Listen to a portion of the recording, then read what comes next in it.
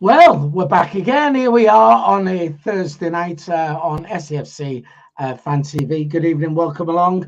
Joining us on the panel tonight, we have Terry is back with us. Terry, how's your day been? Yeah, it's been all right. A little bit sad, that's all. Still a little bit sad, Phil. A little bit sad. All right, okay.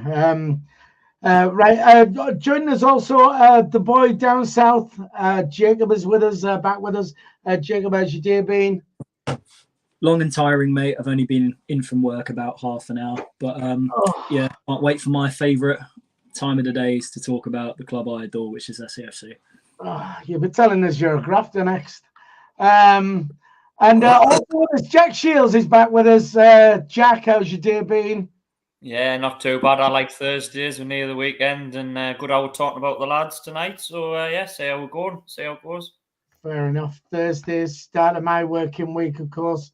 Happy for you, sad for me. Although I am off on Sunday, I've chosen not to work on Sunday night, just in case the inevitable happens. I'm not having them lot laughing at my face. So Sunday night off as well. Don't forget, you can join us via the live chat tonight if you want to take part in the show. If you want to have your say, stick it on there. We'll do our best to include you. Already on there. Mick Griffiths is there, Jimmy, Alison Bradley, Colin Major, Alan Robinson, Mickey Stewart, David Joblin, Liam Brennan, Terry's even in there as well. Robin Hood, all have got themselves on the chat already. Well, Terry, a little bit down in the dumps. I'm assuming that's because Rotherham 2, Sunderland 1 the other night came a bit of a shocker. Question I want to put to you: was Tony Mowbray to blame because of making the changes? Terry, I'd say partially because of the defence. To be fair, I mean, I don't mind changing a lot of forward line or even midfielders, but when you muck around the defence too much, kind of unhinges the team a little bit. And you know, you're changing both full backs and you're switching the centre backs around. For me, just that says to me you're taking Rotherham too lightly, and I just think it was a bad thing to do on the night, and I was very disappointed in doing that, to be honest. And for me, if your team's playing well and you're winning games of football and you're not losing, why muck around with the defence? I just don't understand it. Right, okay. Just very quickly back to the chat.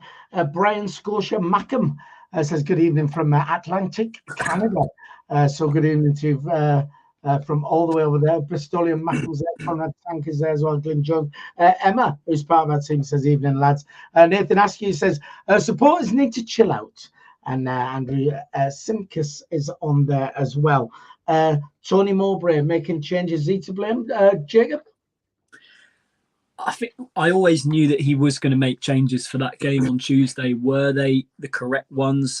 I'm not so sure. I personally thought he may have gone with a back three like he did down at QPR the previous week with 09 slotting into it, and potentially, Abdullah Bar coming into the midfield with either Neil or Mishu dropping out. Not saying necessarily that they deserve to be dropped, but I think purely for a big physical battle and a tough game against Coventry at the weekend up against the side on Tuesday. I think only one win in 10 games. I think it wouldn't have been no harm doing, resting them for the weekend and playing Pritchard and Barr as a midfield pairing. But yeah, it is tough. I understand what Terry's saying, tinkering about, did he really need to change both fullbacks? I think one would have been enough. I was all for Sirkin coming back in, but Trey Hume, for me, I think he is first choice right back for me. I think 09 moving him there, I think it was a little bit harsh. Even though he gave away the penalty against Bristol, I do think Trey Hume is a solid player for us on his day,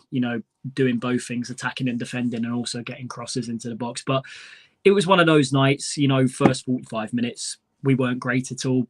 And then we started to wake up really when we went 2-0 down. People can blame Mowbray's selection, but I think a lot of the players that did play on the night, have to have a long, hard look at themselves. And obviously we'll come on to that a little bit later on. Right, okay. Just before I come to you, Jack, back to the chat. Robin Hood says, I don't have a problem with changes. I'm not big on forward changes right after they finally figure it out, though. It's not why we lost. Conrad Tank says, costly loss against Rotherham when we're going into a really tough period. playing Coventry, Stoke, Norwich, Sheffield United, Luton, and Burnley next. Jack, your thoughts on it? Tony Mowbray to blame making those changes? Yeah, I thought a couple of them were a bit unnecessary. I think we all knew he was going to, as Jacob said. It was well documented that he would. I think he even told us beforehand he would be making changes. The game's come thick and fast at the moment. We're playing Saturday, Tuesday. Seems like we played Saturday, Tuesday the last 4 weeks in a row. And despite what you say, Phil, I think it will have an effect on the players' legs. And sometimes that does affect players. But I think it looked like he was just making changes for the sake of making changes to a certain extent on Tuesday night, and really was sort of square pegs in round holes to a certain extent. I mean, yes, Hume made the mistake on Saturday, but why drop him and play? Why drop a regular right back and play someone who's well known as a utility player who never really, in my opinion, impressed when he's been in right back? Luke O'Nien, who was well upfield for the goal. And then that Rotherham are going to pose a physical battle, and you go with two ball players in the middle, don't you? Do you know what I mean? Sort of, you're missing your physicality in the middle. There's no Bar, there's no Ekwa in the middle. You go with Neil and Michu, very good technical players, but Rotherham won every physical 50-50 on Tuesday night, didn't they? And we're good when we get on the ball, but against a team that doesn't let us get on the ball and wins every 50-50, what good's that? Because it reminded us of a game under Lee Johnson, when we used to play the League One games under Lee Johnson, where teams weren't that good as us on the ball, but turned it into a physical battle. And it was that sort of horrible, sticky, grind out game. And we never play well like that. So I certainly think I've been very giving him a lot of praise, but I think he did get it wrong to a certain extent on Tuesday night. And I think he's still trialing out to a certain extent with the team, which is slightly concerning. But I don't think we'll be too critical of him overall. But yeah, I think he got it wrong on Tuesday night. Right, fair enough. A couple of people on the chat then. Liam Brennan says, I think Mowbray knows he made mistakes going off his interviews. Just lost it, hang on. But at least he knows and he tells the truth. So bring on Coventry, he's saying 2-1 to us. Colin Major says, I'm taking Karen to Wembley on Sunday. Cannot admit it. I'm absolutely not. And I will actually be in Gatsby's doing my gig from 4 o'clock in Sunderland. So I will be in there if you want to pop in. And no doubt that match will be on the screen. And no doubt we'll all be Man United fans in there as well. Telly says Hume's penalty giveaway cost him his place. Possibly. Right, just very quickly, we've got 27 likes already, 85 people already on the stream. We do try and hit 100 if we can on a Thursday. So just hit that thumbs up. We'll get those numbers up. It'll take you a second to do that. Don't forget, if you're watching on a mobile device in the live chat, so I'm close that, you'll see the thumbs up. Smash that and let's go get those numbers up. And don't forget to subscribe if you've not already. It's free to do so. Is he tinkering too much then with the team? Because what I mean, to be fair, we've talked about it in the previous weeks, saying it's nice to be in this position where it can take players. Emma actually on the chat further down says he needs to rest these players because they're tired. Isn't that right, Bill? But I mean, we did say, it's great to be in a position where we can do this. But is he not now tinkering too much? And I know he said, we've got 2 games a week and it needs to be done. Terry? Good, if you mute yourself, then we can hear what you're saying. You really want to hear what I'm saying? Do you really want to hear? I do. To be fair, like the players like Sir Robertson, Clark, and Ahmad, who do a lot of running, a lot of leg work, and you got likes of Dan Neil and Michoud. They're going to get tired. But for me, defenders are a lot stronger, and I don't think he should be tinkering too much with the defence. I think he kind of punished out. I'd hate to think he punished Hume for falling over, having an accident, and tripping over and falling over and letting that penalty. And the young lad's done brilliant since he's been in the team. Yeah, you kind of knock him for like 2 or 3 months. You kind of drop him just for one mistake. So I hope that wasn't the reason. I'm thinking he took Rotherham too lightly, and I think that fed down towards the team because the team didn't seem to be sort of wanting to know the time of day on the night. They were just sort of lethargic, sloppy, lost the ball loads in midfield, which did make the defence a little bit weaker. But then when you've got sort of second string defence in there, then it's going to be more difficult for them. And I just thought the team wasn't up for it the first half. They went up for a fight. They seemed to have no energy. And I think that all stems down from the manager. And as much as we can give as much praise to Tony Mowbray, and I've praised him all season, I think he's done a fantastic job. On this particular time, he got it wrong. And like he said, on his interviews, he looks like he knows he's got it wrong. So we will put this behind us. We'll move on to Saturday and hopefully get it right on Saturday. But I think you can only do so much tinkering with the defence. I can imagine like Cirkin for Leslie, fair enough. But when you're changing 2 or 3 and swapping them about, then you're going to, for me, you're asking for errors and asking for mistakes. And I think for me, the whole team just took it too lightly in the first 45 minutes and just weren't up for a fight. There was no energy or nothing whatsoever. Right, fair enough. Just quickly back to the chat. Rob Alexander says, tired legs, the Fulham game has come back to us somewhat. All I'll say to that is give our man, these young fit lads, you know, and I know you all disagree, but I don't see it myself. Brian Scotia Mackham is agreeing with you, Jack, saying it definitely looked like a League One game. Yes, last season it was, wasn't it? Jack, is he tinkering about too much then?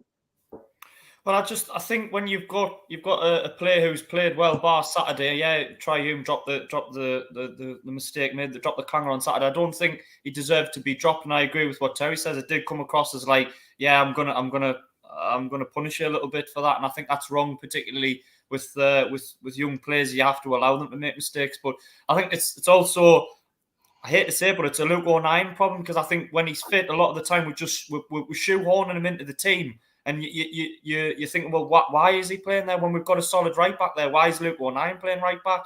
And certainly when he comes into midfield, it's like, well, do we have better options? And I'm not blaming him entirely, but I think there's this clamour sometimes to get him in the team, and I don't think necessarily he always fits. I mean, he was caught well up the pitch for their second goal, and then he potentially cost us a goal with the equaliser, jumping at the goalkeeper. So, I mean, I'm not blaming him entirely, but I think sometimes there's this desire to play him in the pitch, and you're at a detriment overall as the team. So, yeah, I just think he got it wrong. I think, you know, as has been touched on, he's made a mistake. He's got it wrong, but I think we've just got to move on and try and put it behind us. But I think what seemed to hurt us in the first half was Rotherham looked really up for us.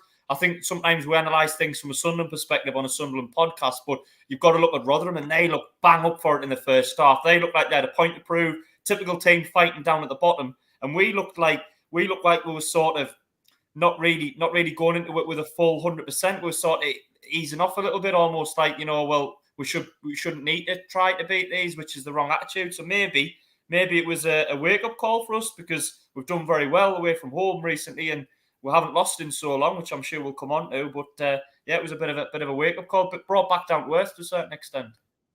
Right, fair enough. Just very quickly, back to the chat. Emma says maybe you thought it would be an easier game and save players for Coventry, which we did touch on Monday as well. Chris Scott says Hume has played every single game, nothing to do with his mistake. And also, Carl Don says O'Nien also made the first goal. And before we come to you, Jacob, Jeff says, Jacob, lock up your horse this weekend. So, Jacob, lock up your horse? I don't own a horse, mate. Oh, man, away. Get with it, man. The horse punches are down in London, aren't they? Oh, I'm trying to forget as much about that as possible. Right, mate. all right. Listen, is he tinkering too much with the team? Is he making too many changes now? Well, only time will tell, because we're coming towards an end of that period where we're playing Saturday, Tuesday. But I did sort of agree that he did really need to make changes on Tuesday, but at the same time, it's what you do with those changes and how you tweak the system is where you should be judged, really. But it's so hard for me. I know obviously you guys say Mowbray got it wrong. I think it's so hard for me to criticise Mowbray with the job he's done. You know, I've backed all the decisions he's made, but Tuesday night I did sort of agree really where he did make a mistake in terms of the players he picked to start the game and the system we went with. I thought he might have gone with 3 at the back like he did at QPR, and I thought the likes of, it's not that Mishu and Neil as a midfield pairing have been superb. They're not bad players at all. Probably Dan Neil's our most on our day, our most talented central midfield player in the team, but he's absolutely shattered at this moment in time. It's the exact same problem we had with Dan Neil last season, burnt out come this stage. Would I have taken him out and potentially given Barr a start? Yes, maybe.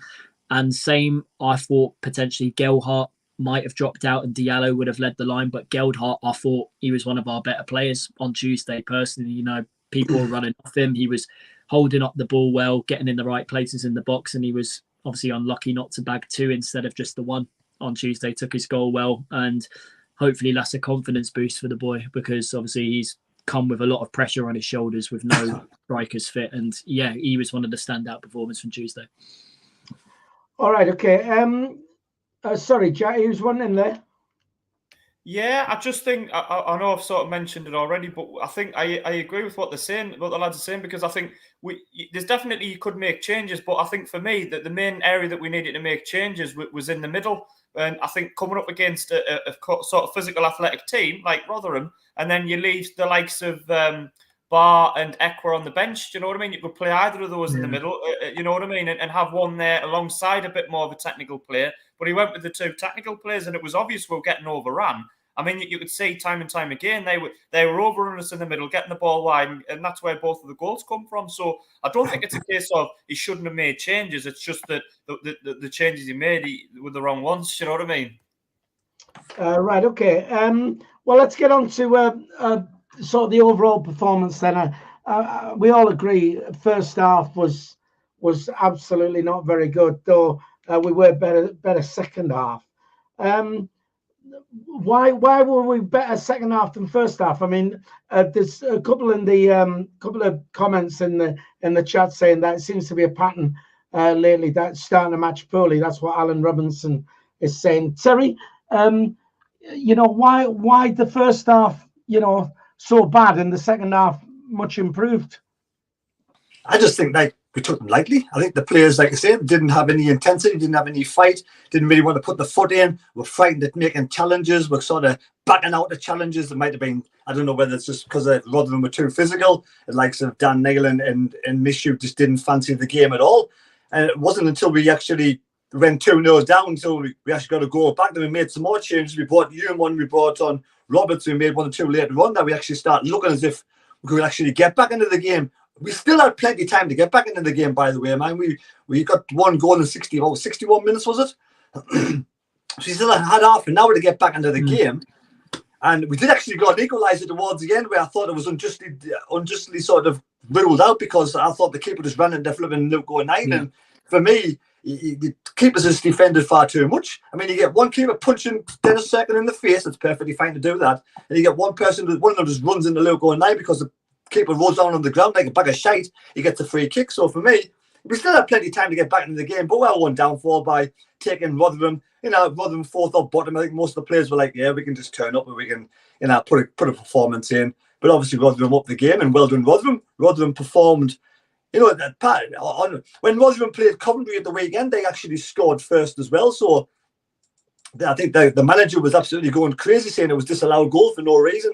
So they could have been 1 up against Coventry, and they were a slightly better side. So they could have actually gone to win that game if they scored first. So that, to be fair, they're not a bad team. They're just very physical, and they raised the game for Sunderland. You know, they knew we keep the ball on the ground, we play get lovely football, and we like to sort of have it out, dictate the game our own way. They got in our faces, and they knew what to do, and they got the game plan to a T. So congratulations to Rotherham, full stop. Well, yeah, I mean, I thought we was pretty good second half, and even from early on coming out. And I don't know if it's that thing of me with second half Sunderland, where I thought we were that bad first half. I thought we're going to be immensely improved second half, and then even so, when we went 2 goals down, I thought I'll go on my betting app and see what the odds are, and it was 20-1 for Sunderland to win. So I thought, well, we'll have a cheeky fiver on that. And within a couple of minutes, we scored. And I thought, that's it. I thought we win this hands down easily. And just, well, me betting on football is the wrong thing to do, really. Jacob, first half good, first half bad, second half better. Any reason why we came out and started so poorly?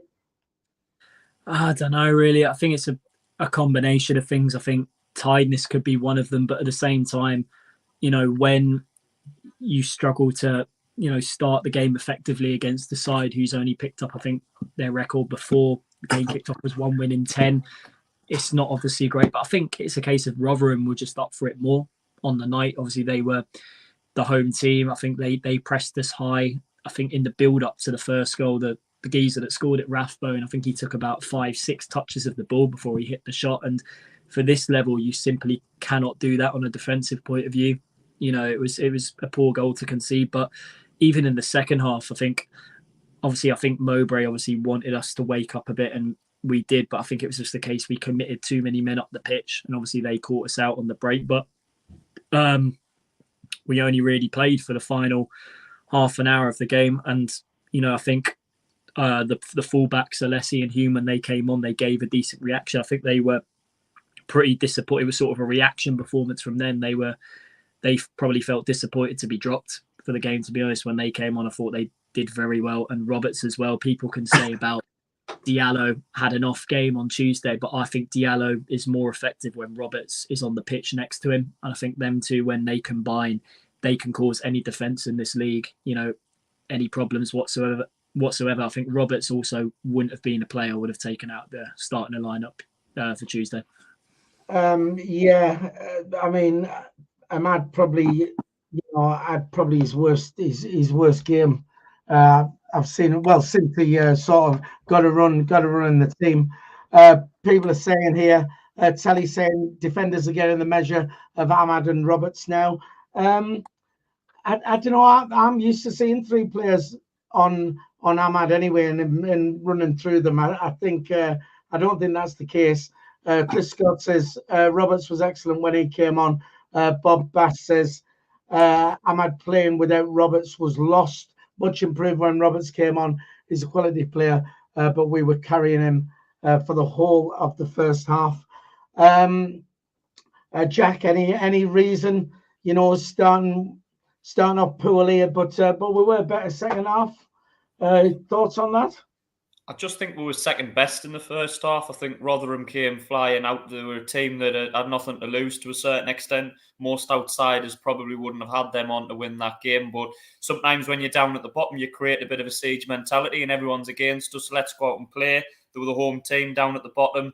And they did play better than us in the first half. And second half, I agree. I think we were much improved. The killer is the second goal, because just as we looked like we were going to get an equaliser and get 1-1, and I firmly think that would have come and we probably would have won the game, they counter-attack and sucker punch the second goal. And the first goal's not great, as I think Jacobs touched on. We stood off him.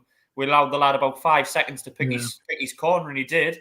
And then the second one's actually a really, really good finish from about 20 yards out. But the problem is, it's gifted. We lose it in midfield, which you can blame Dan Neil for that, but he lost it. But then how open we are. Where's the fullback? Is it Luke O'Nien at the right side? He's well up the pitch. He doesn't need to be that far off the pitch. The centre-halves are split by the run as well. That's poor defending. So that's a sucker punch, really. And then 2-0 down, we throw caution to the wind. Everything went towards their goal. The players, they're getting on the ball, creating. It was much more like you think we get a goal back straight away within a couple of minutes.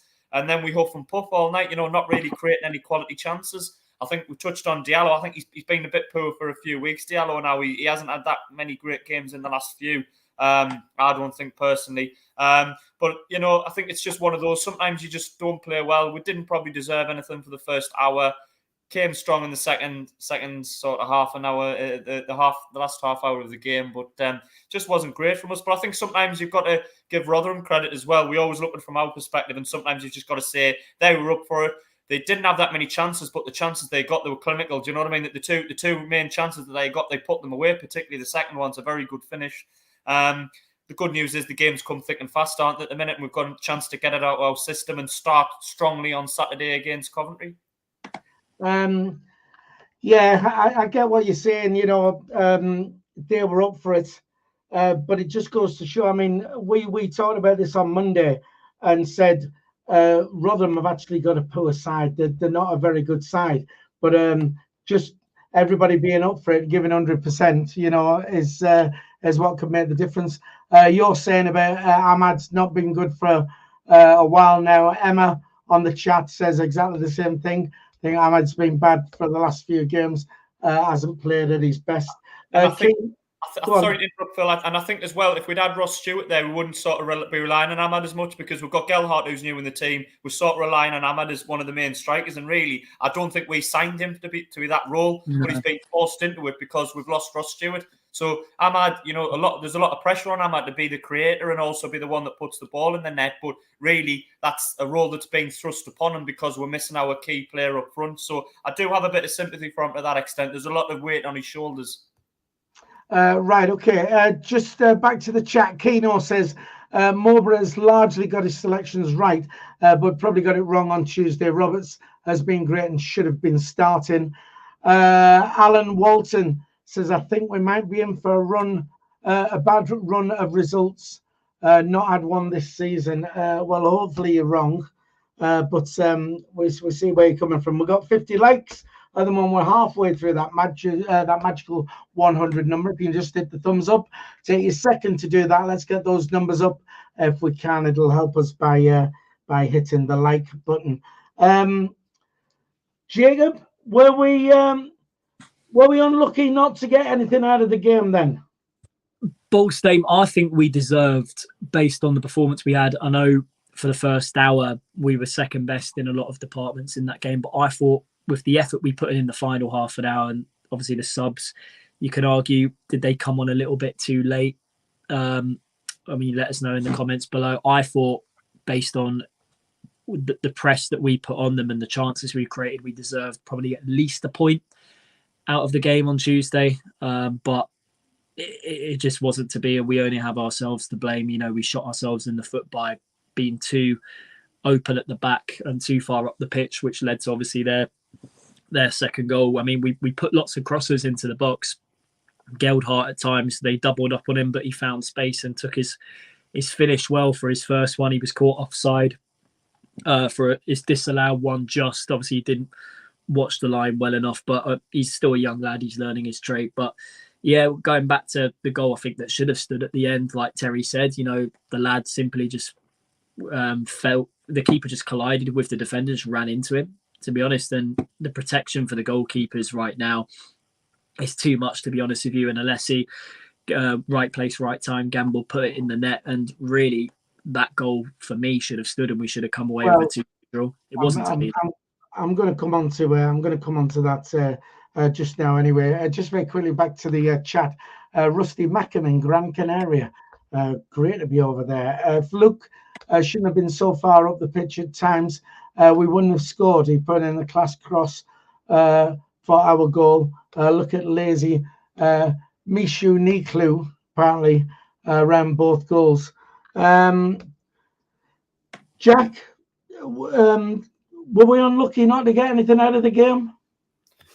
I don't think so. I think when you're as flat as we were in the first half, I don't think you can have too many complaints. We started the game slowly. And then, yeah, we threw caution to the wind. We had a lot of the play in the second half, but we had to really, didn't we? They were 2-0 up. They knew that they were going to sit back and try and probably catch us on the counter again. So they were deep, and it obviously invited us onto them. And we did put a lot of crosses into the box. I think that comment there about 09 being up the pitch, I think it's different being up the pitch when we were in an attacking area. When we were in an attacking area and we've got the ball sort of in their final third, I've got no problem with Luke 09 being up the pitch. But when I think it was Dan Neil give the ball away for the second when he lost the ball, it was fairly central. So I think sometimes you've got to, play on the right as a right sort of sided midfield to a certain extent and get balls into the box. But when the ball's in the middle, you have to remember if you're right back, your primary objective is to defend. So I sort of see what that post is saying, but I think on that particular passage of play, I think 09 was a bit too far forward. Right, okay.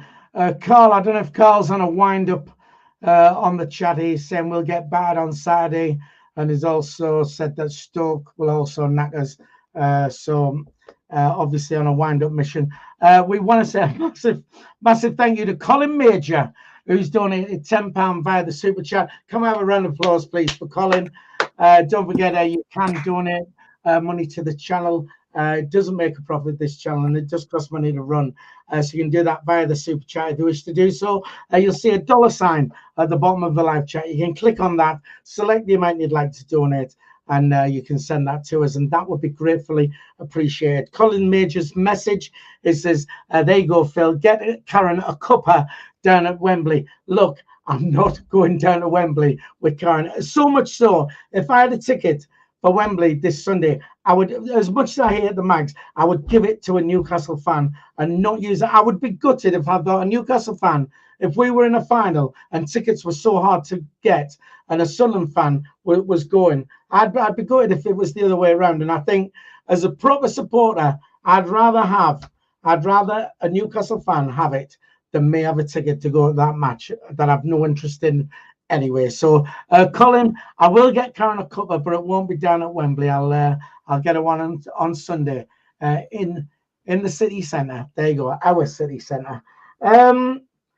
Terry, were we unlucky not to get anything? Well, like I said, I'm not one for luck, so I'm going to say no, because we didn't play good enough. If we don't play good enough for the first 60 minutes, that's 2/3 of the game, then clearly you're not going to win a game of football if you go down 2-0. So to be honest, they made their own bed, they got to sleep in it. The midfield was just too weak, too soft, giving the ball away. Like I say, a misshoot. Do we have to play them every single game? I know, I can understand having them both in at home. Away from home, maybe you need someone a bit stronger in midfield to sort of break up the play a bit more, because teams are going to be more physical at their home ground than we would be away from home. So maybe we need someone a bit stronger in midfield and either drop Dan Neil or misshoot. I get this thing, he's from PSG, he's on loan. Does that mean he's got to play every single game now? So maybe he's obligated to play every single game. I'd be wondering whether he drops it. He drops them. Now we have no midweek games. I don't know when the next midweek game is, but obviously not one after the Coventry game. So yeah, I think no, we deserve to get big. Rather than with a better side, we weren't good enough on the night, and we just, like I say, we just got to move on.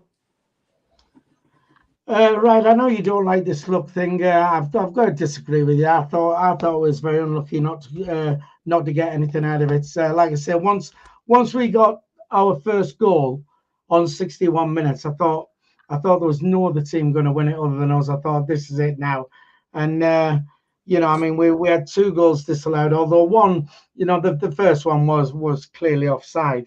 But let's get on to this late goal then. This right at the very end, 95th minute or whatever it was, and would have given us a point at least. Disallowed goal. Was it rightly disallowed then, Jack, in your eyes? At the time, I couldn't see much wrong with it. I think keepers in general do get too much protection, but I just don't know why 09 needs to go jumping in like that. You know what I mean? I just think it was. I think you've got to have it in the back of your mind that the referee is always going to give protection to the goalkeeper. And rightly or wrongly, I disagree with it, because I agree with what Terry was saying. Keepers do get far too much protection, but that's the game. So I don't think he needed to jump in, but it did look soft. If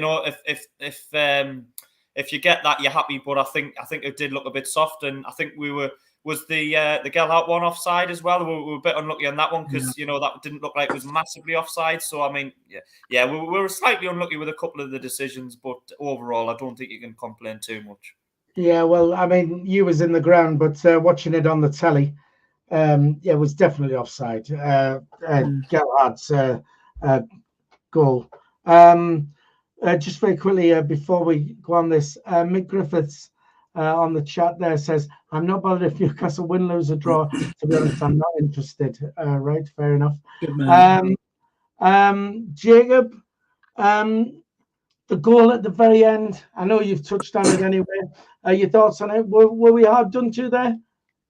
A little bit when you look at it back, but I do sort of agree what Jack's saying, really. 09, I think he just charged into the keeper with too much force. I think that's the way Luke 09 is late on in the game when we're chasing it. At times he can get overcommitted. He can be too physical at times, getting caught up in the heat of the moment in the physical battle. But that's just, he's a guy that just really wants to win and, puts his heart on his sleeve, just a top guy. But there wasn't need, to really charge into the keeper with the amount of force that he did.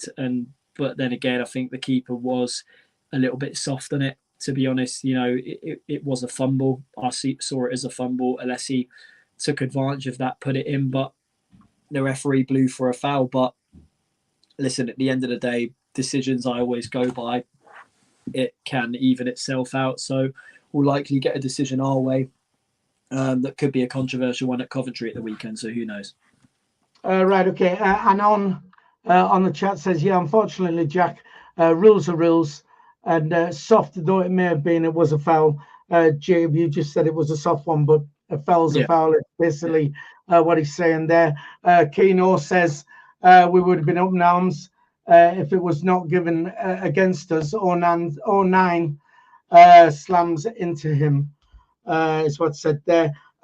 Terry, your thoughts on that, on the disallowed goal right at the end? I saw it differently. I just thought the keeper ran further than Luke O'Nien, and the keeper ran into Luke O'Nien more than Luke O'Nien slamming into the keeper. But like I say, I only saw it the once on the night, so I haven't looked back and watched it again. So I thought it was disappointing not to be a goal. But for those 30 minutes, we apparently were bombarding their Rotherham, as you three say.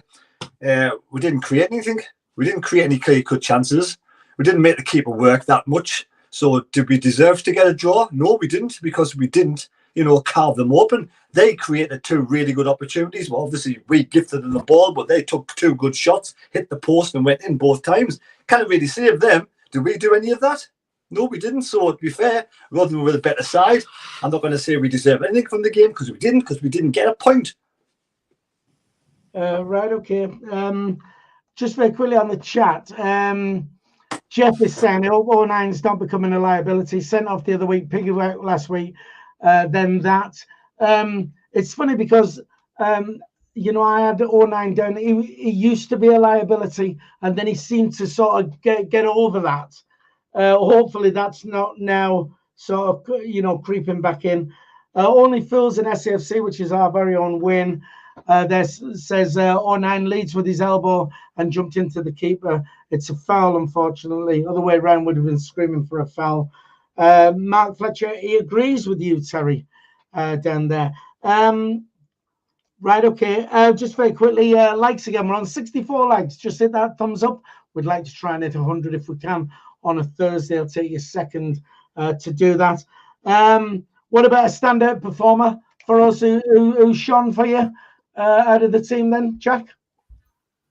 I thought Gellhardt had a good game. I thought he looked like he was sharp, and he was a bit more like the player we would expect him to be. I think it's took him 3 or 4 games to really get going, but I think he's up to full speed now, and I expect him to be like that for the rest of the season. He got a goal, which I think would be big for him, because he'd gone quite a while without scoring, hadn't he? If you combine his Leeds appearances and his appearances for Sunderland, he'd gone quite a long time without scoring. So hopefully now he's sharp, he's got match fitness back, he's got the goal, and hopefully he's confident moving forward, because we haven't got much choice. He's pretty much going to start most games between now and the end of the season. And if we're going to make a surge to the playoff, we need him to get among the goals. So I was impressed by him. Can't really say anybody else really had that good of a game. Patrick Roberts, maybe when he came on, I thought he did make a difference, provided that little bit of quality in the final third that we all know he can do, with a few good passes and good touches and linking up play. But I would probably give it to Gellhardt, with special mention for Patrick Roberts. Right, okay. Yeah, Gellhardt did look sharp. I mean, not only did he get his goal, he got the goal what was disallowed, and he was, he was there or thereabouts, which is, like I said, hopefully now he's got that first goal, then the floodgates are going to open. Just very quickly on the chat, the casual observer says Luke O'Nien has the brain size of a pea. He always wants to be the pantomime villain, and is a pain in the arsenal, apparently. So obviously he's not a fan. I don't know where Terry's gone. Do you think he's still there or what? He might just be dying. Tiny Furious, isn't he? Tiny Furious. Oh, there he is. Terry, stand-up performer for you. On the night, I said nobody, because I was in a bad mood. But now that I've had a clear head, I agree with Jack. I mean, Jack said the other week that Gellhardt will take 4 or 5 games to get match fitness, because it's different to be fit and being match fitness. And I completely agree with him. It was his best game so far in his shirt, even though it was on the losing side. I mean, he'd be quite happy himself. So yeah, I think he'll get better as the season goes on, Gellhardt. So I'll give it to Gellhardt. Everybody else was pants. Right. Conrad Tank says, although he only played 30 minutes, I would say Roberts was was shining the most. Stud 81 says 09 was at fault for the second goal as well. Playing left back, was thinking he was a centre forward and caught way out of position. Jacob, was there a standout performer for you on Tuesday?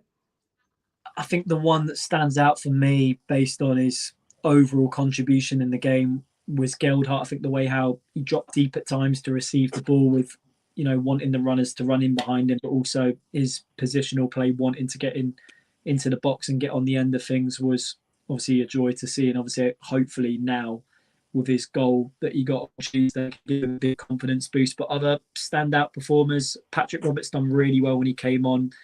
I agree. He shouldn't have been on the bench at the start. He's such a key player to this side. But also, I think Alex Pritchard done well, to be honest. I think he was lucky not to get a goal in the first half. He almost put one in the top corner. Their keeper, by the way, was outstanding, I thought, on the night. And I think even though he might not have been at it the whole game, I think the moments where he did contribute well, I think Pritchard, he did make a solid effort in the game at times. But I think, he's just slowly starting to come back into the team now. And I think we'll slowly start to see Pritchard get in the starting lineup more, because I think his experience will be vital going into the last leg of games of the season. Right, fair enough. There was something I was going to put to you there. And right, I've forgotten anyway, because that's my age. Right, okay. 10 to 8th place then. Obviously, we've blown it now. Should you cancel your hotels in Wembley, what you've all been booking over the last few weeks? Jack? I don't think we're out of the picture, and I don't think we were nailed on to get automatic promotion like you were saying last week. I think it's going to be in the balance. I think we've got a slim chance. I personally don't think we'll get there. I think we might just come up a little bit short. But hey, I think you get free cancellations on the hotels at Wembley, don't you? As long as you cancel within the next few weeks or before time. So don't think you'll lose anything. But I don't think we're completely out of the picture. I just think it's a poor result. But hopefully, we get a chance to put it right on Saturday and a better performance as well. Right, okay. What I was thinking, I just remember what I was going to say, Jacob. You'd said about Pritchard. See, I don't always see the game the same as other people. I didn't think Pritchard was up to much, but I mean, everybody said he's been brilliant. So that's me not knowing football again. Terry, down to 8th now. We've blown it. Are you going to cancel your hotel now? Phil, why would you say we've blown it? Listen, I'm trying to cause a bit of controversy. You know how this channel works. So well, we're out of it now. It's 8th now. Look, I mean, you've been booking Wembley hotels and all sorts, tempting fate and all that. So that's it now. Down to 8th, slippery slope, get beat on Saturday. That's it. We're done, aren't we? Do you think we'll get beat Saturday, Phil? I think we'll win 3-1, but I always think there you go. So what are you talking about? Personally, like I say, we're only 3 points off 4th place. We've got a plus 12 goal difference. Blackburn have got a minus 2 goal difference. It's wide open still. It's never over to the fat ladies things. I think I'll go down to the wire personally. We may go on a bad run. We may go on a good run. We don't know. That's the beauty of not knowing what's going to happen in the future, Phil. But I'm still confident. I'm still, I still want to get to the playoffs. I think I want to be in the playoffs more than the owners do, mind. Right, okay, controversial.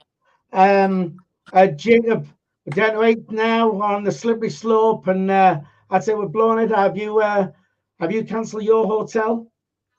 I don't need to stay in a hotel for starters. We're all staying at yours, actually. I think people. Go on.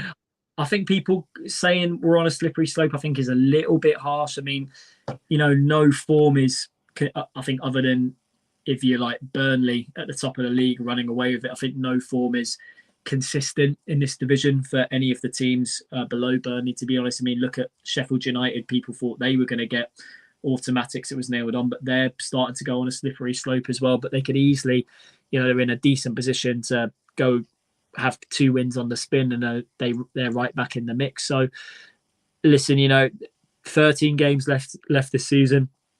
That is a long time. many twists and turns can happen in the remaining 13 games that we've got left. I know obviously we'll rely on other results going our way, but I think they will. I think it will go right down to the wire, but whether we get in the top 6, it's touch and go. But I'm still absolutely delighted with the effort that the lads have put in this season, considering where we were expected to finish at the start. Right, fair enough. It's a good point by Emma down there. If we all cancel our hotels, we could all camp at your house anyway if things turn around. Has he got a big garden, Jake? Have you got a big back garden there, not? I can make reasonable space, put it that way. Oh. I've got a little tent. I can bring a tent down nice and warm in me anyway. How big's your mum and dad's bed? Let's not go there. No, all right. No, I'm about to press the X button since I've heard that. All right, okay. Listen, Jeff says, so long as I stop betting on us, we'll be okay. That's a fair point, to be honest. Right, just before we move on, 72 likes. We're trying to get to 100, so if we can get another 28 people to just smash that thumbs up. If you are watching on a mobile device in the live chat, so I'm just there's an X in the corner. Click on that. That'll close that. You'll see the thumbs up. Just smash that. Let's get those numbers going. And if you're watching and you've not subscribed to the channel yet, free to subscribe. Just hit the subscribe button, and that really does help us also. Just very quickly, I want to send our condolences to the family of John Motton. Of course, the legend John Motton passed away today. Big fan of yours as well, Jacob, with your Motley coat that you've done in the past. And of course, Dickie Davis as well as another sports presenter who passed away this week as well. I'd sort of the older generation. I'll remember them a lot more, but our thoughts are going out to their family. Just again, legends of the game who passed away. We thought I wouldn't give them a mention. Coventry versus Sunderland, Saturday, 12:30 kickoff. Is it a must-win game for the playoffs? If we don't win this game, that's surely it, isn't it, Jack? No, absolutely not. There's still 30. We've got 12 games left after this. 12, 13 games, still got 30 odd points to play for. It would make things very, very tough, but we've got 3 home games in March. I think we've only got 1 away game, haven't we? So, statistically, you should get more points at home. So, no, I don't think, just as the same, Phil, I think if we win, it doesn't mean we're definitely going into the playoffs. I think it's going to go right down to the wire. I think we'll be in the running in the last few weeks of the season, but I just think other teams might finish a little bit strongly. I think what we do need to do is we do need to get that poor performance out of the system on Tuesday, though, because you can quite easily in this league, as we've gone on a good run recently, you can quite easily turn to a couple of bad performances and suddenly you start, drifting. And what will happen is if we lose a few games, our season will just drift because the playoffs will go. And we're not going to go down. Our season will just become about nothing the last few games, which is unusual for us because we normally have something to play for. So it's important to stay motivated and keep ourselves in the run for something. So we definitely need to turn in a good performance. But no,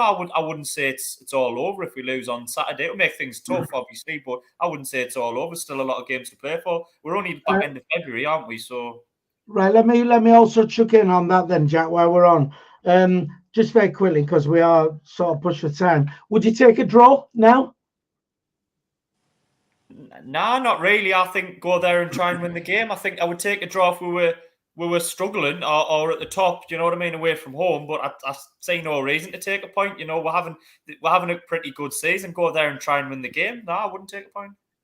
All right, fair enough. Terry, is it a must-win game, and would you take a point now? Yeah, before we go into that, I want to pay my respects and my thoughts and prayers go to the families and family members and friends of John Cousins. He was a work colleague of mine and massive Sunderland fan. Sadly passed away a couple of days ago at the age of 59. So, yeah, his wife is a massive Sunderland fan, goes to all the away matches and all the home matches. And, yeah, he'd be really missed. So, rest in peace, John. Rest in peace. Well said, Terry. Well said. Right, okay, so must win, and would you take a draw?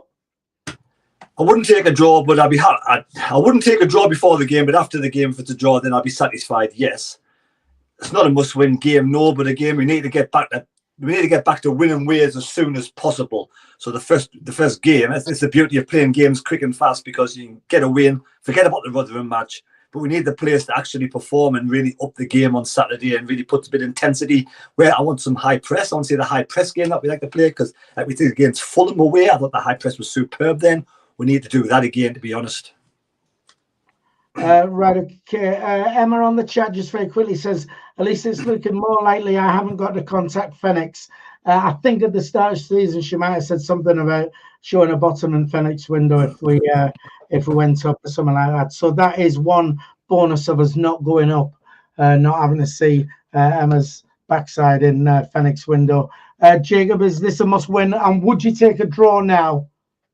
To be honest, I would, Philly. I think a point going to Coventry won't be too bad, but all I want to see on Saturday is a big reaction, particularly from some of the players, as if Mowbray selects them, who didn't have the best of games down at Rotherham on Tuesday, because obviously Coventry, people can talk about, you know, the so-called rivalry we've had from them in the past. Obviously, you can talk about them relegating us in 1977 due to some cheating ways from their manager Jimmy Hill at the time. But yeah, I think at times it can be a little bit overhyped, that so-called small rivalry that we have between them. But at the same time, it is still a big game, you know, live on the telly in front of the Sky Sports cameras. I think the players will want to make a big reaction, and I think a sellout crowd down there, also like it's the case for most away games from the lads this season, but I think it will be even louder considering Coventry's lack of fans that they normally bring to the Ricoh Arena. I think at times it could feel like a home game on Saturday, and I think it's down to players now to take advantage of that and perform well, and hopefully, you know, get back to winning ways on Saturday. Fair enough. You mentioned about the bitter rivalry between our Sunderland hate Coventry and stuff like that. I don't think Jimmy Hill was manager. I think he was chairman at the time. Was he chairman? All right. Yeah, I'm almost certain he was. But I mean, way back in '77, I mean, Jack and Jacob, you know, probably don't even sort of remember it. But I recall as being a 14, 15-year-old lad listening on the radio that night to it. Do you still carry that that hatred because of that night of Coventry? And also, why is the hatred for Coventry but not Bristol City, who were the team that they were playing on the night? Both teams played out the last 20 minutes or whatever it was by just passing the ball about and keeping it a draw. Terry, you don't hate anybody, so I imagine you're still full of love for Coventry. I can't even remember that night. I was only 7 years of age. I've got no recollection at all of that night. So, yeah, I've got no hatred for Coventry. I couldn't care less, to be honest. It's gone now. It's happened. We move forward and look to the future. And, yeah, just another game of football for me. We need to win. Fair enough. Jack, have you still got that gripe what everybody holds against Coventry? Well, you're right. I didn't remember it, Phil. It was a good few years before I was even thought of. So you're right. But no, I think I understand why our fans hate Coventry, and I think I sort of get it because it was wrong. It was absolutely wrong, out of order. And what I think annoyed Sunderland fans was Jimmy Hay was well in with the FA at the time, so they did some sort of report on it, review, investigation. And Jimmy Hill, I think, was involved with the FA, so they're obviously never going to find Jimmy Hill guilty of any wrongdoing, whether so it was corruption. Well, as Terry says, I sort of get the feeling we put too much emphasis on that when we play Coventry. It's so much anti-Jimmy Hill stuff and not quite enough. Let's focus on Sunderland and let's get behind the lads and win the game. So to a certain extent, it doesn't bother me too much. I think it was wrong that it went on, but it's 46 years ago now or something. I don't know when we're going to drop it. So that's terrible. I can't believe I'm that old. Just very quickly on the chat, the casual observer, a man after my own heart. All this BS about players needing resting. When I first started going to games, it was basically the exact same 11 players with one sub week after week after week. Young'uns these days are bloody powder puff. I'm with you, mate. But most of the people are not on the same sheet as us. Jacob, just very quickly, do you have this grudge against Coventry then? For me, no, because I don't really understand it too well. You know, it started way before my time. I mean, people can also talk. I've obviously read up on it. I think the final day of the '97 season when we got relegated at Wimbledon, I think they were playing Spurs at home on the day. I think there was still 15 minutes remaining when that. No, I think I was at that game. We was playing Wimbledon, or we was playing at Wimbledon's ground, and we got beat or whatever, and we were waiting. There was 10 minutes still to play the Tottenham game, whoever it was. But yeah, it's gone on a lot, and we always seem to be on the wrong end of it. Right, I'll tell you what we'll do then, just very quickly. Yes, Terry. I was going to say, ask Jacob the wrong question. He's not got more of a hatred for Spurs. No, Spurs, they're fine, really. I believe I've heard that. We've got it recorded there. An Arsenal fan saying Spurs are actually fine. There you go. Right.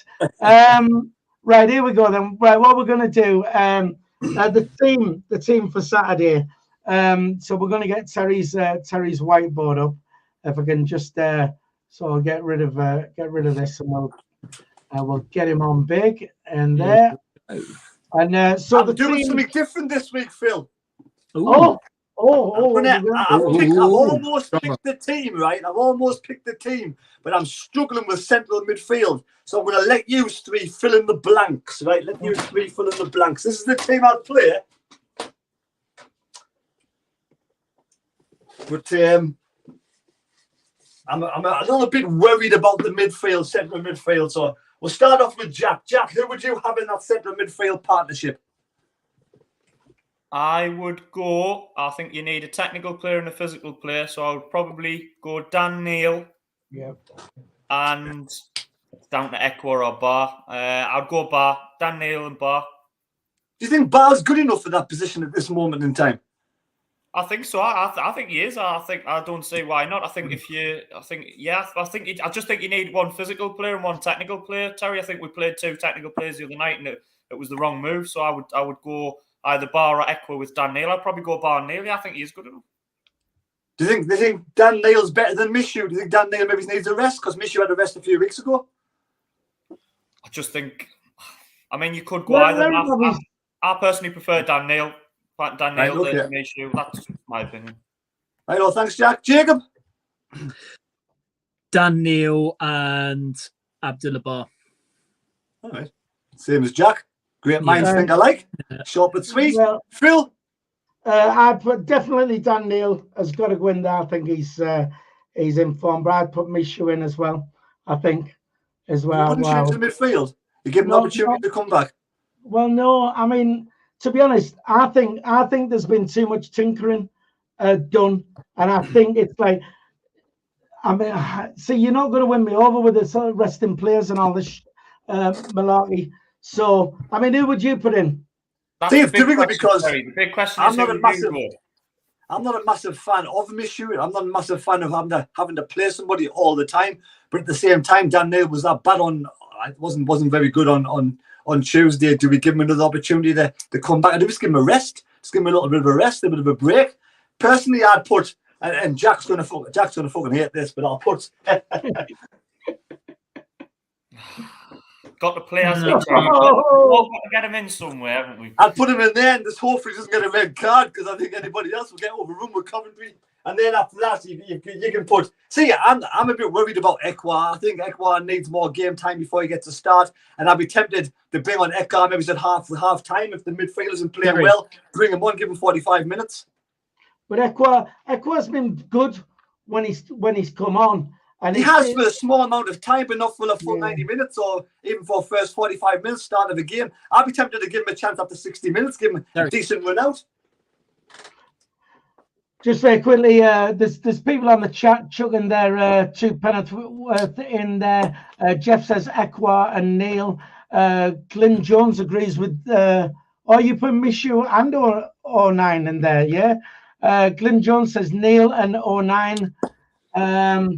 Emma's saying to rest Neil, apparently, because he's tired. Well, Emma, you should know. Did he get me wrong, mind, at half time? If he's not performing, he gets dragged off at half time. Simple as, and put Dan Neil in there. Right. Well, fair enough. That's your team. Right. I mean, to be honest, we've run out of time. So what I'm going to do, I'm going to take predictions from you before we go. We was going to touch on, and I'm sorry about this, Jack, because you did chug it in. Corey Evans has signed a new contract today, but we'll mention that on Monday. Predictions for Saturday: Coventry versus Sunderland. Terry? As much as I'm not confident whatsoever, I'm going to go for a 2-1 win. A 2-1 win. A nice juicy brace from Gelhardt. Right, okay. Jack? I think we'll get an improved performance. I think we'll see an improved performance, but I think it'll be a 1-1 draw. Right, okay. Jacob? Tight game. Won't be pretty at times, but I think we'll respond better than Tuesday. You know what? I'm going to say 1-0 for a change, a 1-0 Sunderland win. 1-0.